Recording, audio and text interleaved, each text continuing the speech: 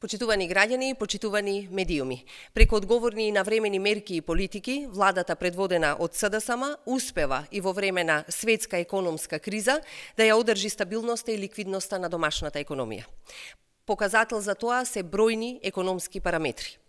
Според податоците од Државниот завод за статистика, во првите 6 месеци од годинава извозот пораснал за 20,2% во однос на истиот период од минатата година.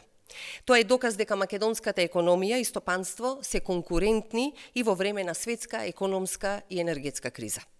И во вакви услови платите продолжуваат да растат. Просечната плата за месец мај изнесува 31.407 денари, што е за 9,4% повисока во однос на истиот месец за 2021 година. Веќе од следниот месец следува раст на платите во образованието, детската заштита, во полицијата и одбраната.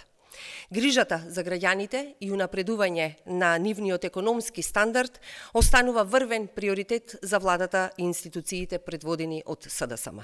Продолжуваме со реализација на мерки и политики што ја помагаат домашната економија, овозможуваат нови работни места и повисоки плати во сите сектори. Ви благодарам.